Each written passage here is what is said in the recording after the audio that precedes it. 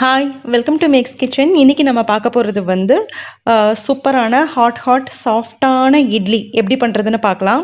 இட்லியில் ஒரு சின்ன வேரியேஷன். இது நார்மலாக இட்லி ரைஸில் உளுந்தில் பண்ணக்கூடிய இட்லி கிடையாது. உளுந்தும் இட்லி அரிசியில் பண்ண ரவையும் வச்சு பண்ணக்கூடிய இட்லி.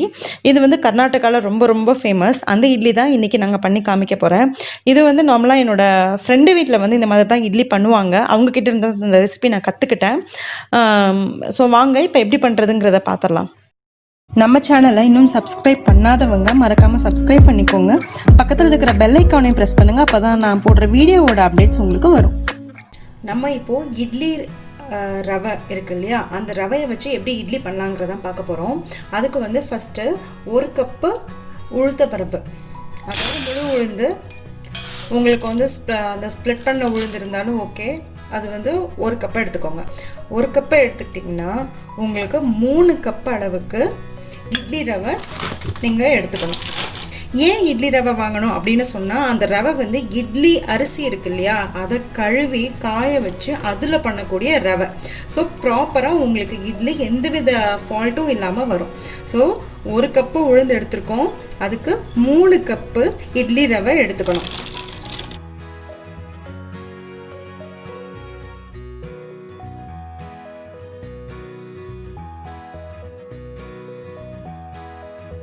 மூணு கப்பு ரவை எடுத்தாச்சு. இப்போது ரொம்ப நேரம் இதை ஊற வைக்கணும்னு அவசியம் இல்லை. ஜஸ்ட்டு 2 hours to 2.5 hours ஊற வச்சாலே போதும். சூப்பரான இட்லி உங்களுக்கு ரெடி ஆகிடும். அது மாதிரி கிரைண்டரில் போடுறவங்க கிரைண்டரில் போட்டுக்கலாம் உளுந்து, அப்படி இல்லாட்டினா மிக்சிலேயே போட்டுக்கலாம். கிரைண்டரில் போட்டிங்கன்னா உங்களுக்கு உளுந்து வந்து நல்லா உபரி கிடைக்கும், சூப்பர் சாஃப்டாக வரும். மிக்சியில் போடும்போது கொஞ்சம் ஐஸ் வாட்டர் யூஸ் பண்ணி நீங்கள் அரைச்சிக்கோங்க. சரியா? இப்போது இதை வந்து நம்ம ஊற வச்சிடலாம். இப்போது உளுந்தை வந்து நான் வந்து ஒரு 3-4 தடவை நல்லா கழுவிட்டு அதுக்கப்புறமா நல்ல தண்ணி யூஸ் பண்ணி நான் ஊற வச்சுக்கிட்டேன். நம்ம இந்த தண்ணியில் தான் உளுந்தையும் ஆட்ட போகிறோம். அதனால் ஊற வைக்கும் போது எந்த தண்ணி நீங்கள் சமையலுக்கு உபயோகப்படுத்துவீங்களோ அந்த தண்ணியை நீங்கள் யூஸ் பண்ணி ஊற வச்சுக்கோங்க. இப்போ உளுந்து ஊற வச்சாச்சு. நெக்ஸ்ட்டு வந்து இந்த ரவையை கழுவணும். ரவையை எப்படி கழுவுறதுன்னு கேட்காதீங்க. ரவைக்கு வந்து நீங்கள் ஃபஸ்ட்டு தண்ணி ஊற்றிட்டு நல்லா வந்து கையில் பிசைஞ்சு விட்டு நம்ம ரெடி பண்ணி வச்சுக்கணும். ஃபஸ்ட்டு இப்போ நான் தண்ணி ஊற்றிட்டேன், பாருங்கள். நல்லா இது மாதிரி பெசரிக்கோங்க.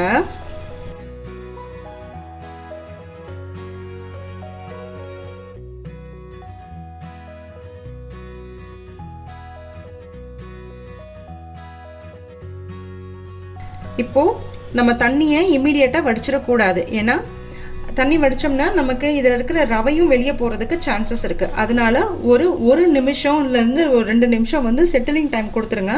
ஸோ ரவை வந்து உங்களுக்கு அப்படியே கீழே தங்கிடும், மேலே தண்ணி மட்டும் இருக்கும். தண்ணி மட்டும் நம்ம எடுத்துக்கலாம். இது மாதிரி 3 தடவை நீங்கள் கழுவி எடுத்துக்கணும்.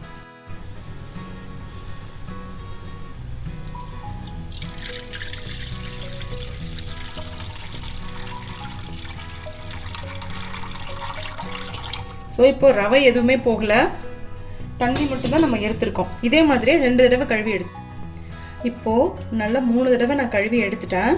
இந்த டைமில் கொஞ்சமாக தண்ணி ஊற்றி நம்ம ஊற வச்சுக்கலாம். ரவை வந்து முங்குற அளவுக்கு உங்களுக்கு தண்ணி ஊற்றினா போதும். ஸோ 2 hours நல்லா உங்களுக்கு ஊறிடும். இப்போது 2 மணி நேரம்க்கு அப்புறமா நம்ம இப்போ உளுந்து நல்லா 2 மணி நேரம் ஊறிடுச்சு. இதில் வந்து தண்ணி கொஞ்சம் வடிச்சுக்கிறேன், ஏன்னா நம்ம மிக்சியில் போட போகிறோம். ஸோ இந்த தண்ணியிலே நீங்கள் போட்டிங்கன்னா உளுந்து வந்து உங்களுக்கு நல்ல உபரி கிடைக்கும். ஸோ இதில் ஒரு 3-4 ஐஸ் கட்டி எடுத்து போட்டுக்கோங்க. ஸோ தண்ணி சில்லுன்னு இருக்கும். அந்த டைமில் நம்ம மாவு அரைக்கும் போது உளுந்து வந்து ஜாரில் போட்டு ஹீட் ஆகாமல் இருக்கும். அப்போது உங்களுக்கு உளுந்து நல்லா பொங்கி வரும். நீங்கள் வந்து நார்மல் தண்ணி ஊற்றி அரைக்கும் போது உளுந்து வந்து உங்களுக்கு அந்த ஹீட்டில் வந்து குக்காக ஆரம்பிச்சிடும். ஒரு மாதிரி பொங்கி வராது, ஒரு மாதிரி நீர்த்து போயிடும். அதனால் இந்த மாதிரி வந்து கொஞ்சம் ஐஸ் வாட்டர் போட்டுட்டு நம்ம அரைக்கலாம். இப்போ இதை நான் மிக்ஸி ஜாரில் போட்டுடுறேன். நல்லா பல்ஸ் மோடில் போட்டு அரைச்சிருக்கேன். இங்கே பாருங்கள், இந்த லெவலில் இருக்குது.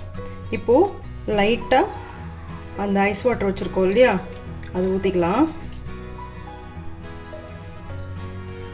பார்த்தீங்கன்னா இங்கே பாருங்கள் எவ்வளோ ஃப்ளஃபியாக சூப்பராக மாவு வந்து கிரைண்ட் ஆகிடுச்சு. இந்த டைமில் இந்த உளுந்த மாவை வந்து நம்ம போட்டுடலாம்.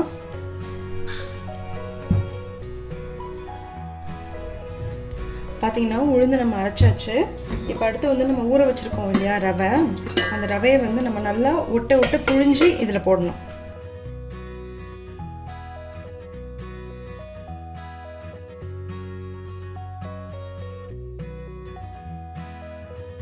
நான் தண்ணி வடிகட்ட மறந்துட்டேன், நீங்கள் வந்து மறக்காமல் வடிகட்டிக்கோங்க. நான் இப்போ கொஞ்சமாக வடிகட்டிக்கிறேன். நான் இவ்வளோ தண்ணி.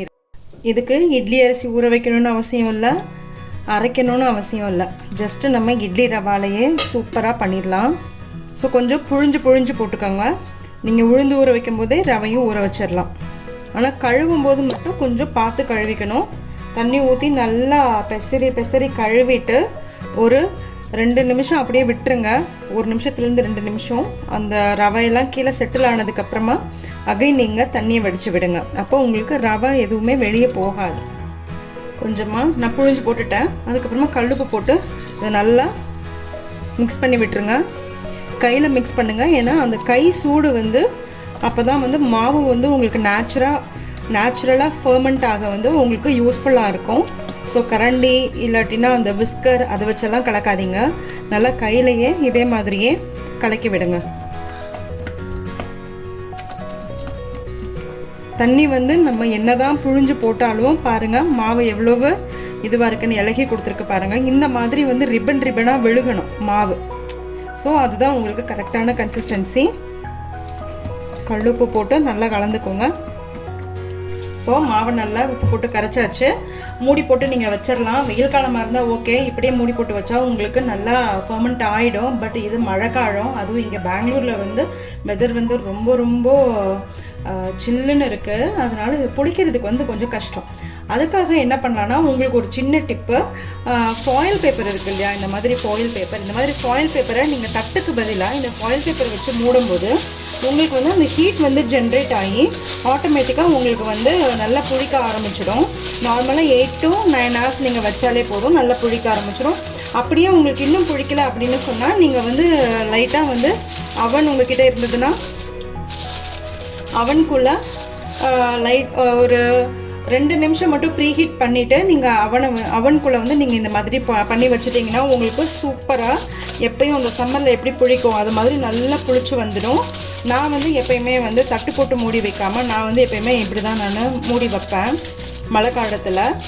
எனக்கு இது நல்லாவே ஒர்க் அவுட் ஆகுது. நீங்களும் ட்ரை பண்ணி பாருங்கள். இந்த மாதிரி ஃபாயில் பேப்பர் போட்டு மூடி வச்சுட்டு நெக்ஸ்ட் டே வந்து நீங்கள் பார்த்தீங்கன்னா நல்லா ஒரு மாவு வந்து நல்லா உப்பி நேச்சுரலாக ஃபர்மெண்ட் ஆகி இட்லி பண்ணுறதுக்கு சூப்பராக மாவு ரெடி ஆகிடும். ஓகே, இது நெக்ஸ்ட் டே வந்து நம்ம எப்படி இட்லி ஊற்றுறதுங்கிறத பார்ப்போம்.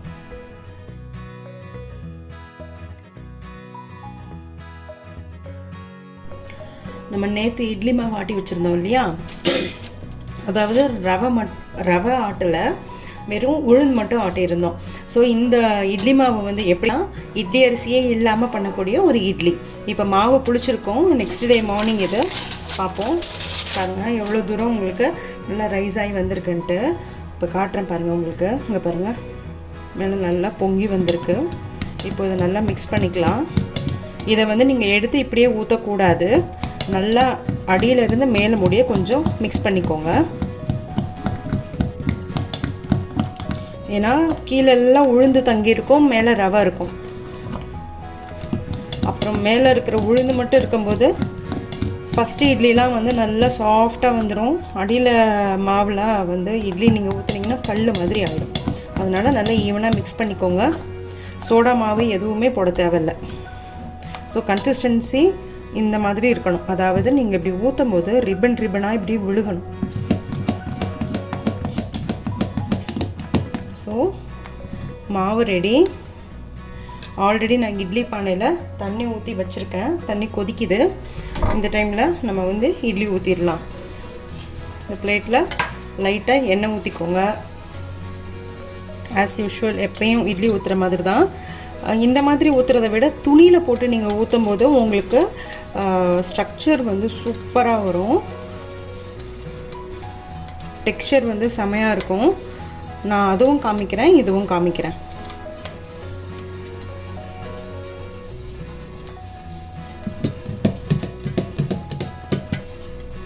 இப்போ நல்லா மாவை வந்து பீட் பண்ணியாச்சு. இந்த டைமில் ஒரு கரண்டி மாவு எடுக்கிறோம். 3/4 அளவுக்கு ஊற்றுங்க. ரொம்ப ஊற்றுனீங்கன்னா வெளியெல்லாம் வந்துடும் வேகும்போது.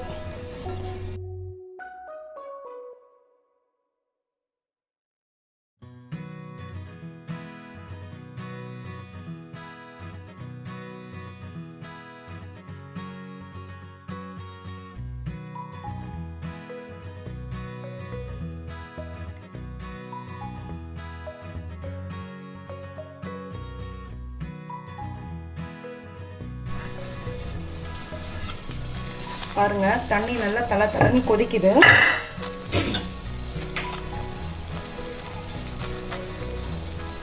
கொஞ்சமாக தண்ணி ஆட் பண்ணிக்கிறேன். ஏன்னா ஒரு 5லேருந்து 6 நிமிஷம் ஆகும் இது வேகிறதுக்கு. ஸோ அடி பிடிக்காமல் இருக்கணும் இல்லையா, இல்லாட்டினா ஸ்டீல் பாத்திரம் ஃபுல்லாக கருப்பாயிடும். அதனால் தண்ணி எப்போயுமே கொஞ்சம் ஜாஸ்தி வைக்கிறதுனால தப்பு கிடையாது. ஸோ ஃபஸ்ட்டு துணி இட்லி,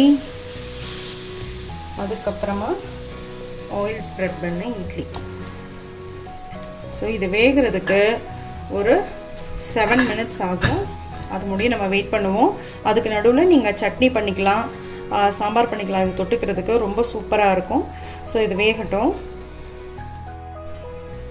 இப்போ இட்லி வச்சு ஒரு 7 மினிட்ஸ் ஆச்சு. இப்போ இட்லி வெந்துருச்சான்னு பார்ப்போம். இப்போது ஒரு கத்தி இல்லாட்டினா ஏதாச்சும் ஒரு ஷார்ப் எட்ஜஸ் லைட்டாக தண்ணி தொட்டுட்டு குத்தி பாருங்கள். இங்கே பாருங்கள் ஒட்டாமல் வருது பாருங்கள். ஸோ இப்போ இட்லி வெந்துடுச்சு. நான் ஆஃப் பண்ணிடுறேன். ஆஃப் பண்ணிவிட்டு இதை எடுத்துடலாம். 2 இட்லியும் எடுத்தாச்சு. லைட்டாக தண்ணி இது மாதிரி கையில் வச்சுட்டு தண்ணி இது மாதிரி தெளிச்சுக்கோங்க. அப்போது இட்லி உங்களுக்கு எடுக்கிறதுக்கு ஈஸியாக வரும். அது மாதிரி இமீடியட்டாகவும் எடுக்கக்கூடாது. ஒரு 1 நிமிஷத்துலேருந்து 2 நிமிஷம் ஆகட்டும். அதுக்கப்புறமா நம்ம இட்லி எடுப்போம். அப்போ தான் கீழே ஒட்டாமல் வரும். இப்போ நம்ம இந்த ஆயில் வச்ச இட்லி இதை எடுத்துடலாம். லைட்டாக அது தண்ணி தொட்டுக்கோங்க. தண்ணியில் டிப் பண்ணிவிட்டு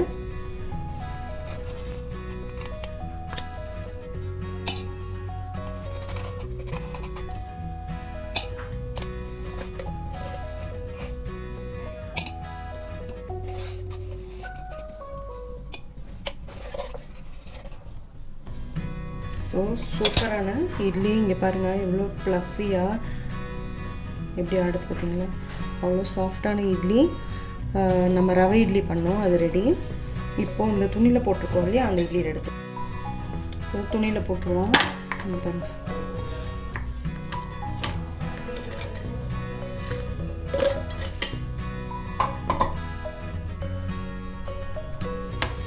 லைட்டாக தண்ணி தெளிச்சுக்கணும். ஏன்னா அப்போ தான் துணியிலேருந்து இட்லி நல்லா வரும் எடுக்கிறதுக்கு. லைட்டாக தண்ணி தெளிச்சுட்டு எடுத்துட வேண்டியதான்.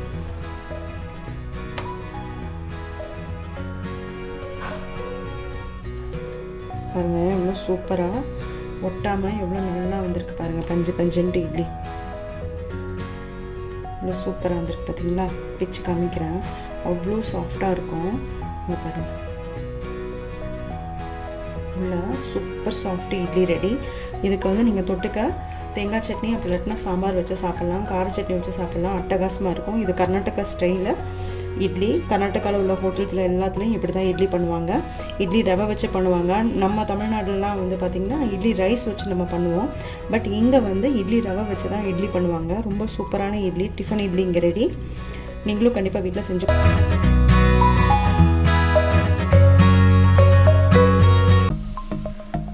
சப்ஸ்கிரைப் பண்ணுங்கள்.